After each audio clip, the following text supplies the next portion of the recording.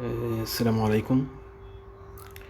إن شاء الله هيكون كلامنا النهاردة أو تقريرنا النهاردة بعنوان طوفان الأقصى والبورصة المصرية. إن شاء الله هنعرض النهاردة في تقريرنا أو هنرد على أسئلة المتعاملين داخل السوق المصري. من أهم الأسئلة المتكررة أو اللي اتكررت عليا خلال الفترة اللي فاتت ديت من بعد الأحداث الموجودة اللي احنا عايشينها دلوقتي في بنشوفها وبنتابعها كل يوم من خلال 20 يوم اللي فاتوا دولت، طوفان الأقصى وأحداث غزة وأحداث فلسطين.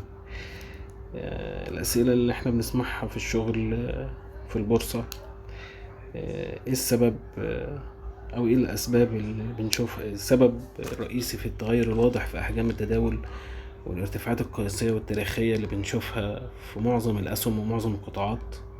ايه هو سبب في التغير ده والتغير سيكولوجية او اداء الناس او نفسية الناس داخل السوق. وسؤال تاني بيقول الارتفاعات اللي احنا بنشوفها ديت هي ممكن تكون فقاعة اسعار هيجي بعديها انهيار حاد داخل السوق داخل الاسعار.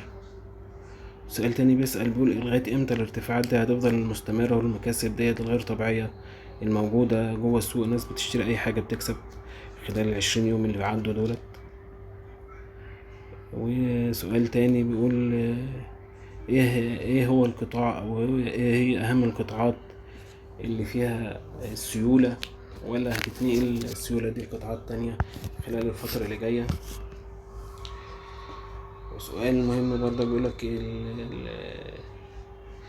الوقت اللي احنا فيه ده هو وقت دخول للسوق ولا خلاص احنا السوق بيخلص واحنا المفروض نطلع بقى خروج امن من السوق. سؤال تاني مهم بيقولك ايه فئة المستثمرين المتسببين في الارتفاعات ديت، هل هو هوت ماني وهيطلع بسرعة وخلاص وانتهى دوره ولا هيستمر معانا. وسؤال مهم جدا وده اهم الاسئلة تقريبا اللي انا شايفها من وجهة نظري، اللي هو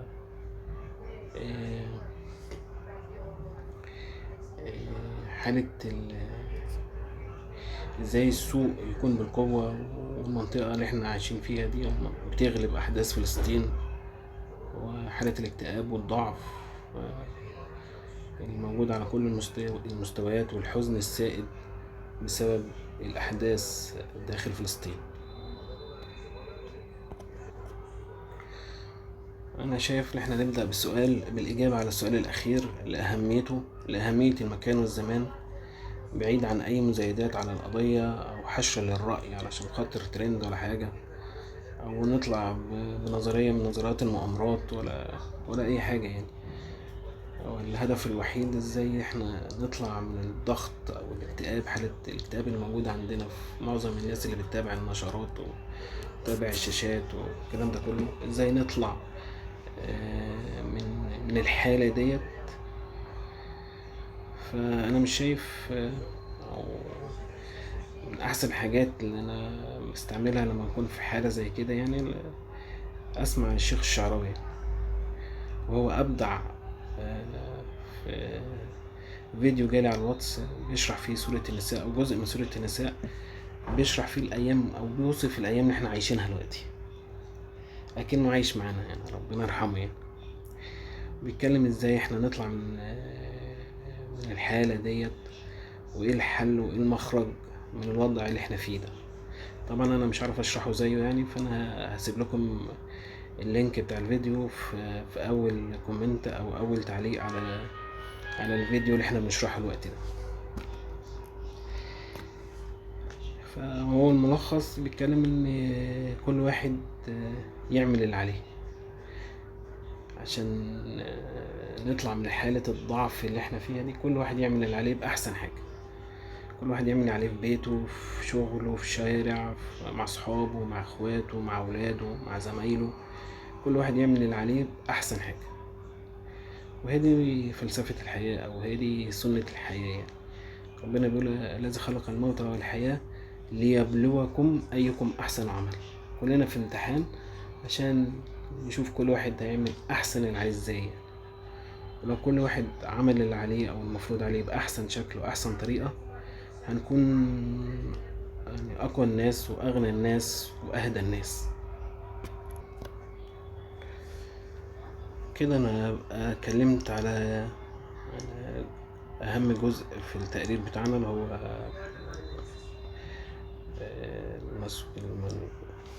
بيتكلم عن الأقصى وفلسطين، أو فيضان الأقصى زي ما بيقولوا. ونيجي للجزء التاني، علاقة اللي بيحصل في فلسطين بالسوق المصري والبورصة المصرية. فعشان نطبق اللي احنا بنقوله ده، كل واحد يعمل أحسن حاجة في شغله. فأنا بحاول يعني شايف التقرير اللي أنا بعمله الوقت ده وبقدمه وبشرحه لحضراتكم يكون أحسن حاجة ممكن أعملها في شغلي. وكل واحد فينا ما يستصغرش دوره في الحياة، من سواء غفير وزير. كل واحد ربنا اداه ملكة استخدمها اللي هو يعمل بيها أحسن حاجة في شغله أو أحسن حاجة في المكان اللي هو فيه. نخش على الأسئلة اللي بتتكلم عن السوق. وأهم الجزء الأولاني بيتكلم إيه السبب التغير في أداء السوق وسيكولوجية المتعاملين، وأحجام التداول الغير طبيعية اللي احنا شايفينها، والارتفاعات القياسية في معظم الأسهم، وكيف يتحرك وإزاي السوق بيتحرك عكس المتوقع وعكس الحالة النفسية للمتعاملين. معظم الناس عندها اكتئاب أو عندها ضعف، والمنطقة كلها على صفيح ساخن زي ما بيقولوا كده، والحرب المشتعلة جوه فلسطين. نحاول نجاوب على السؤال ده أو الأسئلة ديت. بس قبل ما نجاوب نحب نفكركم أو نرجع شوية كده نشوف الحروب المشابهة في المنطقة. لو رجعنا مثلا 2006 كان حرب لبنان أو بيسموها حرب تموز، كانت مشابهة تقريبا لفيضان الأقصى، نفس الأحداث تقريبا ونفس الأسلوب. يعني السوق اتحرك عندنا عكس المتوقع برضو، وشوفنا ساعتها ارتفاعات قياسية داخل السوق. كان ساعتها النيل حليب الأقطان وعربي حليب الأقطان كان من الورق اللي عمل بومينج جوه السوق.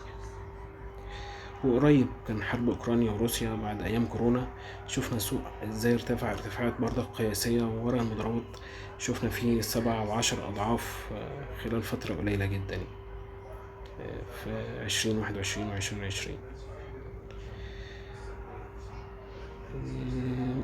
ممكن يكون أو نقول إن حرب الموجودة دلوقتي في فلسطين نموذج من نموذج الحروب اللي احنا شفناها قبل كده في لبنان أو أوكرانيا أو حتى ليبيا اللي جنبينا والعراق مع الكويت. برضك شفنا ارتفاعات جوه السوق عندنا يعني. فهي كل الإجابة إن الحروب، احنا ساعة الحروب سواء في المنطقة أو القريبة مننا احنا بنشوف ارتفاعات في السوق. إما يكون هو تحوط من المستثمرين بالأسهم مع صعود الدولار زي ما احنا شايفينه الأيام ديت في السوق السوداء، وصل قرب 50 جنيه. وبرضك الفترة دي دخول نوعية جديدة من المستثمرين العرب بشراهة وأسلوب جديد للتعامل داخل السوق، الاستحواذ على يعني بنشوف بيستحوذوا على أكبر الشركات داخل السوق المصري بأرخص الأسعار. يعني لو رجعنا بس سنة ونص سنة شوفوا بيستحوذوا على موبيكو تقريبا قرب 75 جنيه 80 جنيه. الأسبوع اللي فات كان موبيكو جاب 750 جنيه، يعني في أقل من سنة ونص عملوا 10 أضعاف. فده ممكن يكون إجابة على الجزء حرب فلسطين أو حرب الفيضان الأقصى اللي شغالة دلوقتي تكون سبب لتحوط المتعاملين داخل الأسهم مع صعود الدولار. الإجابة على الجزء الثاني من الأسئلة، هل هذه الارتفاعات بمثابة فقاعة للأسعار يعقبها هبوط حاد، ولا الفترة اللي احنا فيها دي هو الفترة الأمثل اللي احنا نطلع من السوق، خلاص السوق جاب آخره وبعد كده هنشوف انهيارات، ولا العكس تماما اللي احنا الفترة دي اللي احنا نحط سيولة جديدة ونخش السوق فول تانك وفول باور علشان خاطر ناخد أكبر عائد من الطلعة اللي موجودة دي. ولا سؤال تاني بيتكلموا فيه الارتفاعات دي هتفضل موجودة جوه قطاع واحد ولا هتتحرك جوه القطاعات بالأشكال اللي احنا شايفينها قدامنا على الشاشة كده، ان الموارد الأساسية دي أحجام التداول فيه وصلت كم، يعني عدت 25% تقريبا من الجلسة. خدمات مالية برضك، العقارات وصلت لرقم الأسبوع اللي فات ده رقم كبير، عدى 1.5 مليار. فإيه اللي هنخشه خلال الفترة اللي جاية دي؟ أنا عشان نجاوب على الإجابة على الجزء الأخير أو الجزء التاني من الأسئلة دي، أنا كنت بعت تقرير للعملاء عندي، تقرير ممتاز لشركة عربية أونلاين، كان بتاريخ 17/10. كان في تصور لمؤشر EGX 30 مقاوم بالدولار، وبيشرح فيه احنا لسه، او بيدي ضوء كده، بيقول احنا الاسعار اللي احنا فيها دي احنا لسه ما جبناش القيمة العادلة، او ما جبناش بما يوازي اسعار 2008 لغاية دلوقتي. هو بيتكلم ان عند السوق او المؤشر، اسف، EGX المقاوم بالدولار قلب الداون ترند بتاعه، وكان شايف اللي هو هيخترق 770 وهيوصل ل 992 بما يوازي 25,000 في مؤشر EGX 30. التقرير ده مهم، وهحطه برضك في التعليقات على الفيديو اللي احنا شغالين فيه دلوقتي. اول تعليق هتلاقوا فيه الكومنت بتاع التقرير بتاع التحليل الفني لشركة عربية اونلاين، وتقرير ممتاز، وبصوا عليه وهيفيدكم برضك ان شاء الله. التقرير اللي انا كنت بقول لكم عليه بتاع EGX 30 المقاوم بالدولار، اللي كان عمله باسم يوم 17/10، ملخصه يعني احنا لسه ما جبناش اسعار 2008 في مؤشر EGX 30 مقاوم بالدولار ده. بمعنى تاني نبسطها اكتر من كده، يعني لو بصينا على اسعار اي حاجة، سواء سلعة او اكل شرب، اي حاجة اصل كانت 2008 مثلا شقة 150,000 جنيه، تمنها دلوقتي عدى 2 مليون جنيه. بصينا على عربية نفس الكلام برضك، عربية 100,000 جنيه، تمنها يعدي دلوقتي 1,500,000 ولا حاجة. فهي نفس الفكرة برضك، ان السوق اللي كان بينفذ في 2008 2 مليار جنيه تقريبا، الدولار كان تقريبا ب5 جنيه، دلوقتي الدولار قرب 50 جنيه. فالمفروض نضرب 2 مليار في 10 هي كمان، عشان نقول ان المتوقع ان السوق يقرب من 20 مليار جنيه. بلاش نضربه في 10، هنقول خلاص يعني خليها سعر الدولار جوه البنك اللي هو ب30 جنيه، نضربها في 6 بدل 10، يعني نضرب 2 في 6، يعني 18,000 جنيه، اسف 12,000، 12 مليار جنيه، اسف.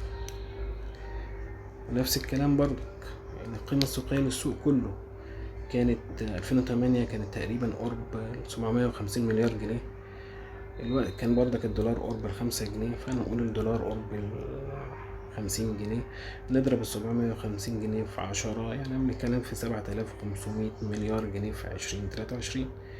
يعني الناس اللي بتتكلم ان احنا في فقاعة وده اسعار غير مبررة وده غير طبيعي اللي بيحصل في السوق ده، وانا بقول لك، وانا شايف ان الاسعار دي ارخص من اسعار 2008.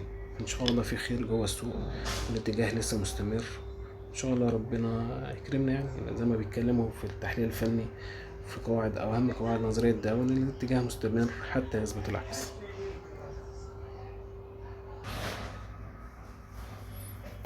في التقرير دوت برضك ان شاء الله هحطه برضك في اول تعليق على الفيديو تحت، بيشرح مضاعفات الربحية للسوق كله، للقطاعات وللسوق، والتداول الحر والمديونية الموجودة على كل سهم، وأعلى سعر وأقل سعر خلال 52 يوم خلال سنة، يعني 52 أسبوع، ومتوسط حجم التداول ل5 أيام، ومتوسط حجم التداول ل30 يوم، متوسط آخر جلسة تقريبا، ده التقرير ده على آخر جلسة يوم الخميس اللي فات 26/10/23، معمول له أبديت. هيوريك الناس اللي بتتكلم ان السوق اتنفخ بزيادة او الاسعار دي غير مبررة. شوف المضاعفات الربحية الموجودة، في مضاعفات ربحية 5 و6 ولسه وفي 2 كمان. فيبص كده ويراجع على كل القطاعات وكل الورق، وهيشوف ان الاسعار لسه بدري عليها. يعني لو بصينا على السعودية مثلا، شغالة بمتوسط ربحية، السوق كله تقريبا شغال بمتوسط ربحية 15 مرة. احنا هنا مش مكملين 10 مرات يعني، والامارات اكتر من كده، من اكتر من 15 يعني. فالسوق لسه في خير ان شاء الله. طيب السؤال الاخير المهم، احنا خلاص شوفنا او اتكلمنا خلاص ان السوق لسه فيه ان شاء الله وربنا يكرمنا، سواء بالتقرير اللي هو جي اكس 30 المقاوم بالدولار، او التقرير التاني اللي احنا اتكلمنا فيه عن مضاعفات الربحية الموجودة في السوق. طب التيشيرتات اللي شغالة قدامي دلوقتي، او الحاجات اللي بتتحرك قدامي دي، ايه المقصود بيها يعني؟ ممكن تكون الإجابة على السؤال الأخير السيولة فين الوقت في السوق، ايه اللي بيتحرك جوه السوق دلوقتي. فالتقرير اللي قدامنا دلوقتي جايب لك ترتيب القطاعات بالقيمة، كل يوم بينفذ قد ايه كل قطاع. يعني النهاردة مثلا، او على التشارت مثلا اللي شغال دلوقتي يوم 24/10، هنلاقي قطاع الموارد الأساسية هو الأول منفذ 1,200,000. هيخش بعديه قطاع العقارات، هيبقى هو الأول ومنفذ 1,400,000. مع ان طول الفترة اللي فاتت كانت الموارد الأساسية هي اللي كانت مسيطرة، أو هي اللي كانت شغالة معايا طول 10 أيام أو ال20 يوم اللي فاتوا تقريبا. هتلاقي فوق كده على طول الموارد الأساسية هي الموجودة، وتحتيها بيبدل الخدمات المالية وعقارات بنوك. دلوقتي الموارد الأساسية هي اللي شغالة طول الفترة ديت. طبعا كانت موبيكو وكيما والسويدي هي الموجودة جوه القطاع، وحديد عز طبعا. آخر جلستين تقريبا اختلف الكلام، وشوفنا قطاع الإسكان أو العقارات آسف، هو دخل وخد الرقم الأولاني أو أول دور في الترتيب. ده ممكن يكون يعني استنتاج اللي احنا يعني ممكن نشوف الأسبوع الجاي قطاع الإسكان هو اللي هيكون مسيطر على الأداء، طبعا بقيادة مصر الجديدة وإعمار وبالم هيلز. طلعت مصطفى عمل اللي عليه وزيادة الصراحة، فممكن يكون هياخد معاه بقية القطاعين.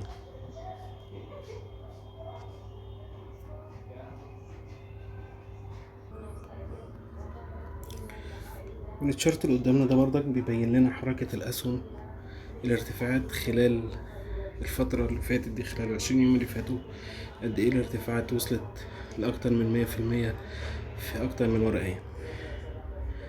والألوان الموجودة دي، يعني اللون الأزرق ده قطاع البتروكيماويات، الموف الإسكان اللي هو البامبا، كل قطاع ليه لون يعني. فنلاقي قطاع البتروكيماويات هو المسيطر على أكبر الارتفاعات الموجودة عندي في التشارت ده، لو تحبوا تتابعوه إن شاء الله.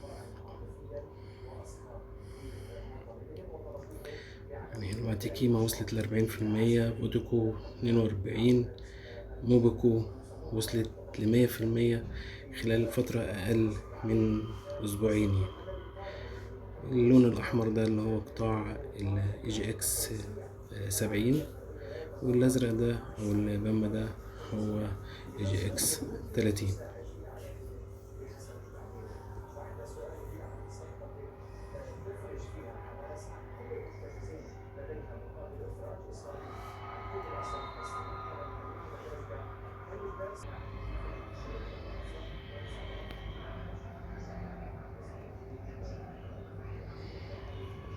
التقرير اللي معانا ده برضك بيبين أفضل أداء 30 سهم، بحيث ارتفاعات وقيم التداول.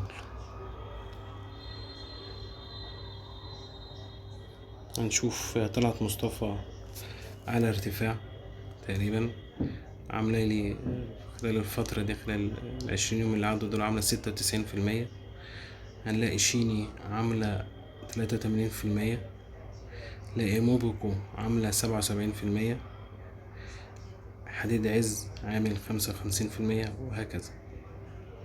متقلقوش، كل الأرقام دي أنا هبعتها لكم برضك، موجودة على أول كومنت في التعليق بتاع الفيديو ده إن شاء الله.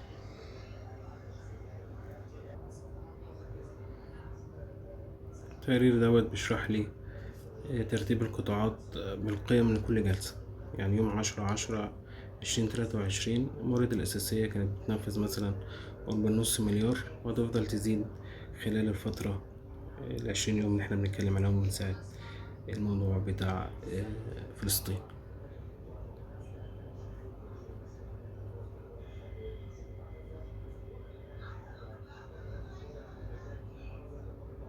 كل التقارير اللي فاتت ديت كنا بنشرح فيها قد ايه البومينج اللي حصل جوه السوق على القطاعات، احجام تداول او ارتفاعات في معظم الورق، عشان نوصل في الاخر لنتيجة ان احنا ان شاء الله نخش الاسبوع اللي جاي دوت ان شاء الله قطاع عقارات، وبرضك الموارد الأساسية هيكون معانا، بس قطاع العقارات أو القطاع